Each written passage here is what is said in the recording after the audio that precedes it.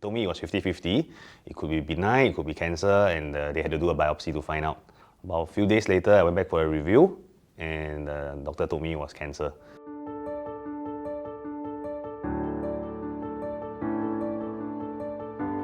Stage 3 has spread to my lymph nodes, and I had to start treatment as soon as possible. The oncologist recommended that I made a sperm bank deposit, right, because the treatment might affect whether I can have children in the future. Along the way, when we started chemo and radiotherapy, things just started getting harder and harder because I think the chemo will make you weak.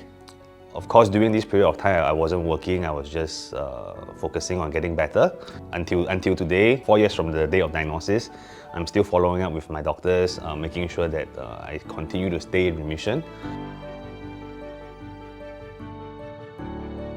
Why you should have a hospitalization plan is because if you only depend on your corporate insurance, the corporate insurance plan might have certain limits that in a critical scenario will not cover your bills fully.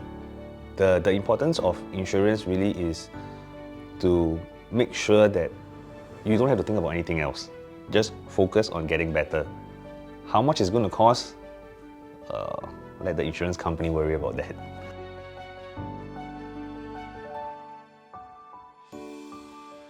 My specific type of cancer is always presents itself in very common symptoms that people normally face. So what were the early signs would have been things like sore throat or cough.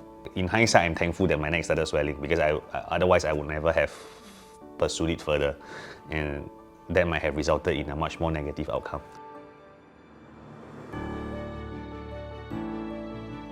If you want to maximize your insurance coverage, then the entitlement that your policy gives you matters, right? Like, can you go to a government hospital? Can you go to a private hospital? Which one is it?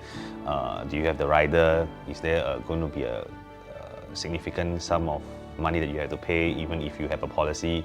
I think that's the first thing. If possible, always do the pre-authorization, because but that's not always possible unless it's a planned procedure. So if it's a planned procedure, you might want to get the doctor to run the cost through with your insurance company first, and then they can pre-authorize it, so you undergo the procedure having the assurance that the claim will be approved, right? If you go to a panel, most hospitalization plans will cap your co-payment with the rider, will cap it at a manageable sum.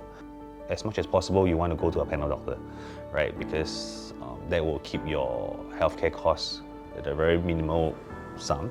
There's a lot of people who feel that if they go to a private and they have this fear that it will not get approved, the claim will not go through, and then they are stuck with a bill that they cannot handle themselves.